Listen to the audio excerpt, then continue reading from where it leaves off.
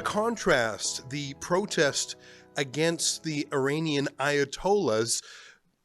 Thousands, millions, I think, rising up. It's hard to tell because Iran has cut the internet and in some places cut electricity to their own people to try and stop information from getting out. I understand that Elon Musk's Starlink provided a possible solution, but the Iranians are trying to jam that. It really is a battle that Donald Trump, the president of the United States, has joined, at least rhetorically, encouraging the Iranian people to rise up and to take over the institutions of Iran. That's the latest tweet as I read this. He's tweeting about Iran on at least a daily basis, and there are reports that may be unrelated that the U.S. are moving certain military assets closer to Iran. Now, it could be for other reasons, and I don't want to speculate too much, but Trump had tweeted over a week ago that if the Iranian regime harms its own people, if it shoots its own people, that it may face a military response from America. There are reports that Iran has in fact killed up to 20,000 of its own people, so it's certainly crossed Donald Trump's red lines. One of the differences between this protest and the protests, well, I suppose on the situation in Gaza, is the lack of Western leftist and populist and student support. My point being, when Israel was fighting against Hamas in Gaza, you had tens of thousands, sometimes over 100,000 people marching in the streets of London, other Western capitals. Even Toronto saw tens of thousands marching essentially for Hamas, not just for Gaza. You saw all sorts of public intellectuals, or at least celebrities, standing with Gaza. But what a contrast now, where you see very little support from elite society, very little support from the left. And it's a fascinating contrast. Joining us now to talk a little bit more about the Iranian protests, what their future might be, what American involvement might be, and what we can learn about the reaction in the West is our friend Dr. Daniel Pipes, the founder of the Middle East Forum, who joins us now from the United States. Although in the past, he's joined us from very exotic places, including, of course, in the Middle East. Dr. Pipes, great to see you again. Thank you, Ezra. Delighted to be here. You know, on Saturday in my own city of Toronto, up to 40,000 people marched in the streets. There's a large Persian community here in Toronto, and they were marching for freedom. There were Canadian flags. It was nonviolent. They were not wearing hijabs or masks. It was such a refreshing change from the smaller pro-Hamas protests this city has seen. There's a lot in that alone. Why don't you give us your status report? Because things really are evolving on a daily basis. What's the latest as we talk right now? Well, you went over it yourself. The number of deaths is going up substantially.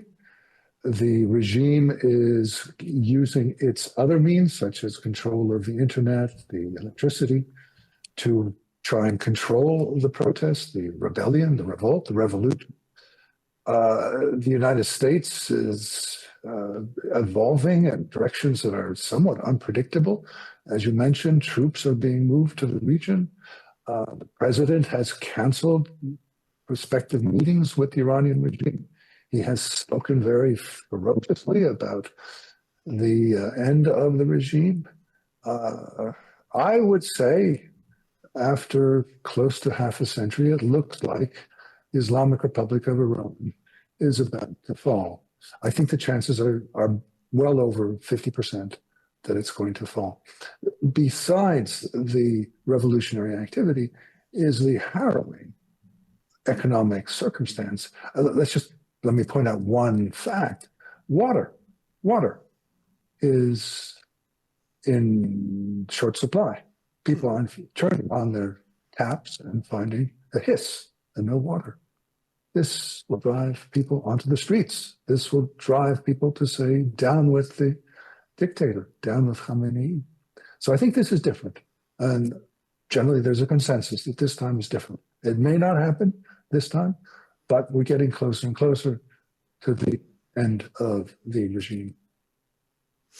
I find that Iran is sometimes inscrutable to the West. That's a phrase sometimes used to describe China, but Iran's negotiating style, their statements are a little bit hard, I think, for the Westerner to grok.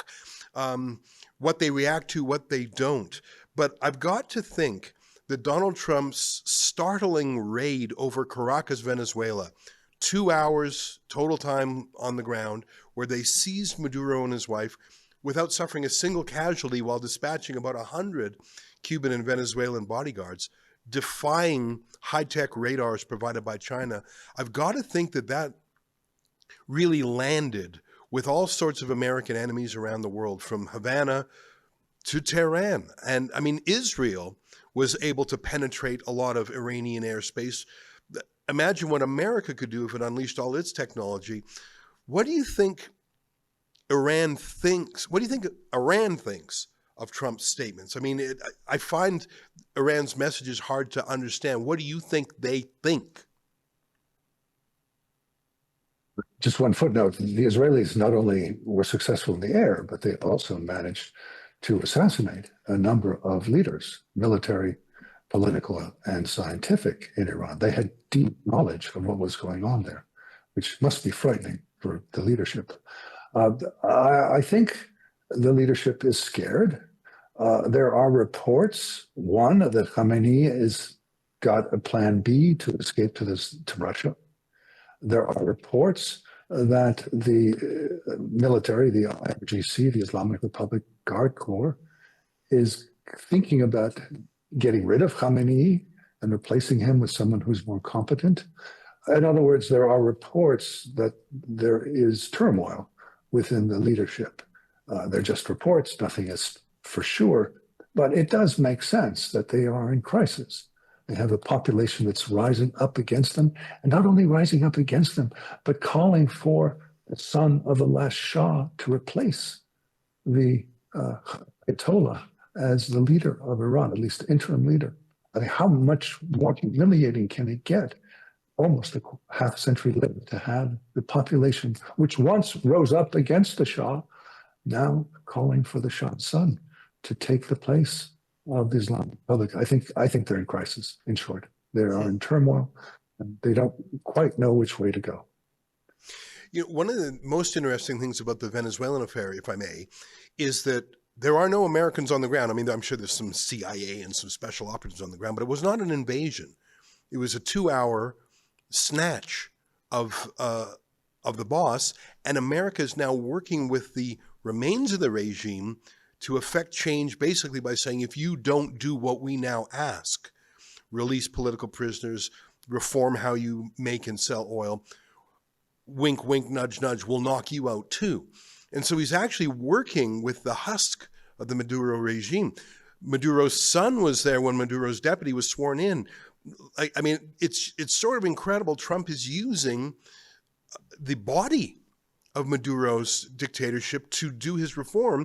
And it's so clear he just doesn't want another Afghanistan or Iraq with 100,000 Americans on the ground with an attrition rate of, people dying every week. Iran is even bigger. Background. Sorry, go ahead.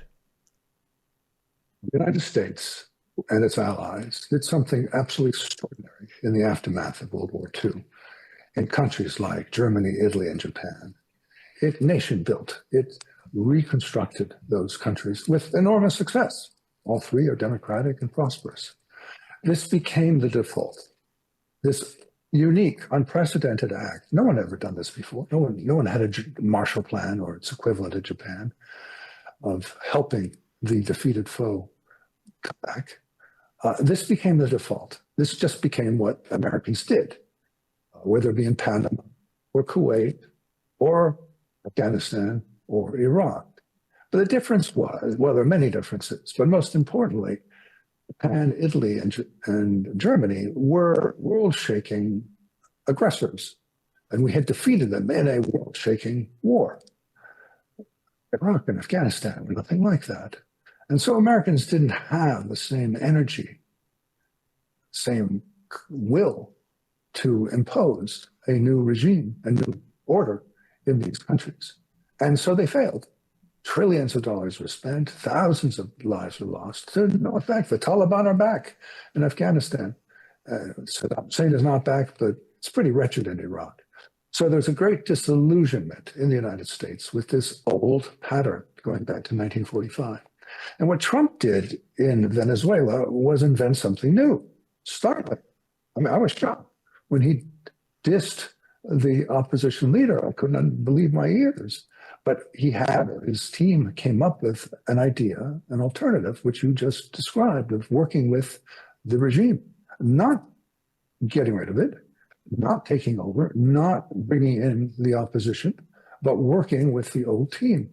Now, there are pluses and minuses to this. The minus is obviously that it's still a despotic, repressive regime. The plus is that you don't need an American-led occupation of the country with all the problems. And again, Venezuela is not a world-shaking enemy. And so the energy isn't there. But maybe this is a new approach. However, looking at Trump's tweets, it seems like he's abandoning the Venezuelan approach when it comes to Iran. And he's talking about the opposition taking over. And that could imply an American role, an American occupation. Who knows? So we have this new approach in Venezuela. Will it be followed in Iran, or are we going back to the old one? Let's see. I was startled when Trump did not go with the democratically elected opponent to Maduro in Venezuela. And he explained it in half a sentence. He said, she doesn't have the authority and respect of the country. She can't pull it off. And I think he's probably right, even though I was rooting for her as many were. In Iran, it's different because you're not going to work with Ayatollahs who are religious zealots, who are true believers in, it's a theocracy. You're not going to be able to work with Theocrat 2 if you couldn't work with Theocrat 1. They're not persuadable in the way that a narco-terrorist might be. And that, I don't think so, at least. And that's what's interesting. I know some people want the son of the Shah back in. Others are a critic of him. Do you think he has the wide appeal in Iran that he could hold it together? He hasn't been in the country in a very long time.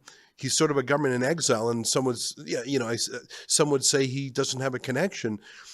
I think Trump is right. You need a strong leader. America doesn't want to send in like a Governor MacArthur, like he did in Japan after the Second World War. Is the Shah the guy? Well, the Shah's standing has risen enormously in the last weeks and months. He is now being proclaimed as the new leader in Iran. There are people on the street, thousands of people calling his name out. So he is no longer just some exile in the United States. Now, should we go with the old idea of replacing the regime with a new one, he is the obvious person. And in that case, I hope that he has a meeting with Trump and gets the support, political, symbolic, military, economic, and so forth. If not, I think I disagree with you.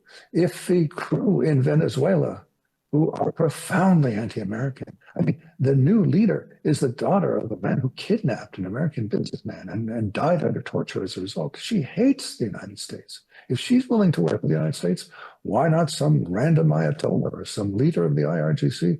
I think it's equally possible. I think also that the regime ideology in Iran has desiccated, much as, say, in the Soviet Union it had, or in China it has, or in Venezuela it has. It's just a kind of dictatorship at this point. So maybe they could be flexible. I wouldn't discount it.